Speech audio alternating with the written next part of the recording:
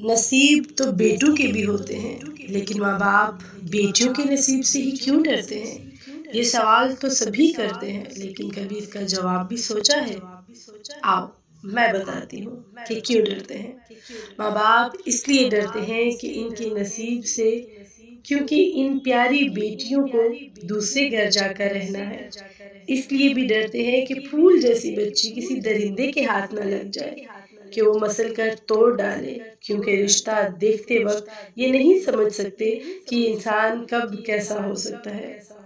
ہاں، اس لیے ڈرتے ہیں کہ میری معصوم بچی جو ایک معمولی سے چھوٹے چھوٹے کیڑے مکوڑوں کو دیکھ کر خوف سے چلانے لگتی ہے اور چلا چلا کر سارا گھر اپنے سر پہ اٹھا لیتی ہے، کہیں ایسا نہ ہو کل کو میری بچی کسی ہونہار کتے، بھیڑیے، صفت نما انسان کے ہاتھ لگ جائے۔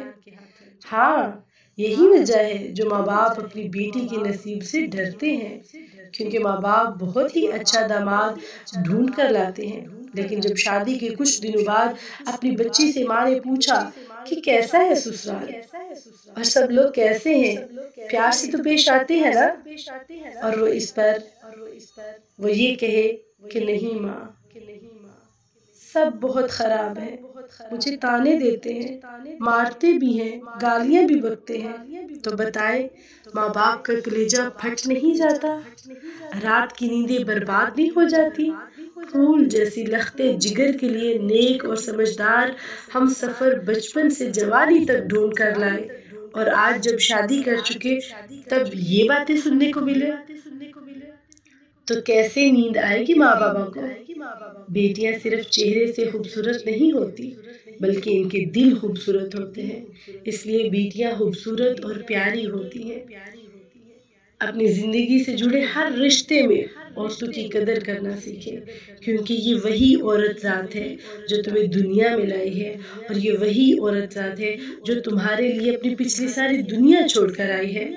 بس یہی وجہ ہے جس کی وجہ سے ماں باپ بچی کے نصیب، بچی کی شادی کی عمر کو پہنچنے سے پہلے ہی اس کے نصیب کی فکر کرنے لگ جاتے ہیں، کیونکہ انہوں نے بہت لوگوں کی بیٹیاں دیکھی ہوئی ہوتی ہیں۔ اگر ماں باپ ہے تو بیٹیوں اور بہوؤں کی قدر کرنا سیکھیے۔